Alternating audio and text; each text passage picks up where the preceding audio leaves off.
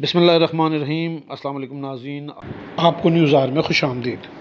ناظرین، ان دنوں بھارتی قوم بہت پرمسرت اور شادمان ہے، اور کیوں نہ ہو، اس نے چاند پر قدم جو رکھ دیا ہے اور گنتی کے ان ملکوں کی فہرست میں شامل ہو گئی ہے جنہوں نے اب تک یہ معرکہ سر انجام دیا۔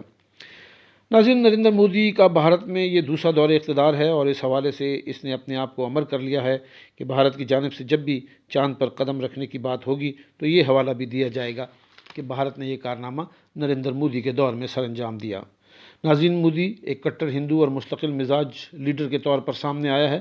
وہ اپنے ارادوں، اپنے خیالات اور نظریات میں بڑا واضح ہے، اور اس حوالے سے اس کے اندر کوئی دوغلاپن موجود نہیں۔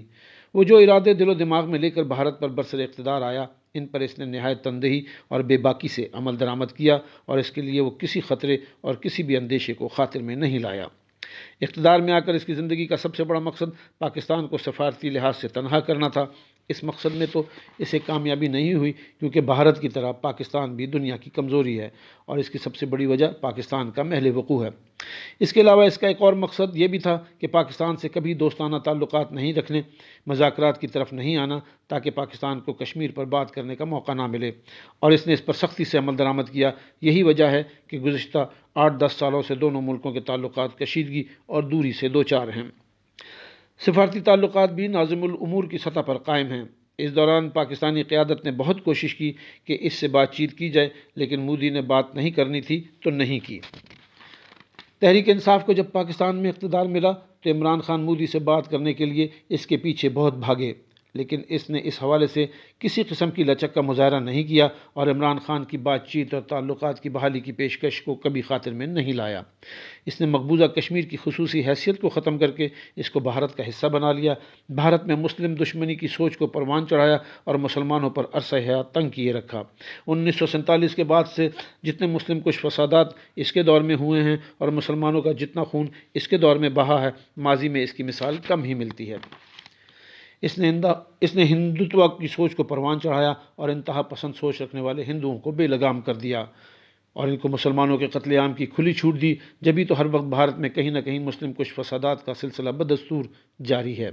اس نے بھارت کو ترقی دینے اور اس کو دنیا میں بہتر سے بہتر مقام دلانے کے لیے پوری جانفشانی سے کام کیا، اور اس میں کامیاب رہا۔ مگر دوسری جانب پاکستان کی حالت یہ ہے کہ ہمارے ہاں آج بھی سیاستدان ہوں یا ریاستی ادارے آپس میں باہم دست و گریباں ہیں۔ اسٹیبلشمنٹ آج بھی اقتدار میں اپنے وجود کو منوانے کے لیے حکومتیں بنانے اور حکومتیں گرانے کے کھیل میں مصروف ہے۔ بھارت نے چاند پر قدم رکھ دیا، مگر ہم اپنے ہاں انتخابات کی تاریخ کا فیصلہ کرنے میں ہی کامیاب نہیں ہو پا رہے۔ قومی اسمبلی کو تحلیل ہوئے پورے 2 ہفتے گزر چکے ہیں، لیکن الیکشن کمیشن ابھی تک ملک میں عام انتخابات کی تاریخ نہیں دے سکا۔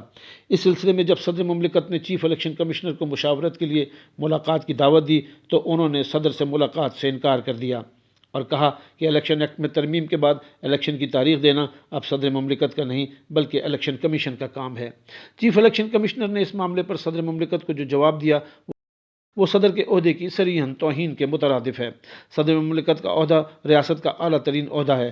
صدر آئین کے مطابق مسلح افواج کا سپریم کمانڈر بھی ہوتا ہے۔ کسی بھی ادارے کے سربراہ کا صدر مملکت کے عہدے کے ساتھ یہ رویہ رہے گا تو پھر پاکستان میں کسی بھی عہدے کی عزت و تکریم باقی نہیں رہے گی۔ چیف الیکشن کمشنر نے ڈاکٹر عارف علوی سے نہیں بلکہ صدر مملکت سے ملاقات کرنی تھی۔ عارف علوی نے انہیں بطور صدر مملکت ملاقات کے لیے مدعو کیا تھا، اور صدر کی دعوت کو انٹرٹین کرنا چیف الیکشن کمشنر پر لازم تھا۔ اپنے اس رویے سے چیف الیکشن کمشنر نے نہایت ہی چھوٹے پن کا مظاہرہ کیا ہے۔ انہوں نے امریکی سفیر سے تو ملاقات کر لی، لیکن صدر مملکت سے ملاقات سے انکار کر دیا، اور اس طرح صدر کے عہدے کی ہی نہیں بلکہ سپریم کمانڈر آف پاکستان کے عہدے کی بھی توہین کی۔ ناظرین، دوسری جانب حکومت کا صدر کے ساتھ رویہ یہ ہے کہ 4 سے 5 دن ہو چکے ہیں ان کے سیکرٹری کے عہدے کا تقرر نہیں کیا گیا۔ صدر مملکت نے اپنے سابق پرنسپل سیکرٹری افتخار احمد کو تبدیل کرتے ہوئے حکومت سے اس عہدے کے لیے کسی دوسرے افسر کا تقرر مانگا تھا۔ یہاں یہ بات بھی نوٹ کرنے والی ہے کہ اس سلسلے میں صدر مملکت کی جانب سے جس خاتون افسر کا نام تجویز کیا گیا تھا انہوں نے بھی یہ ذمہ داری لینے سے انکار کر دیا، مگر حکومت کی جانب سے اس انکار کا کوئی نوٹس نہیں لیا گیا۔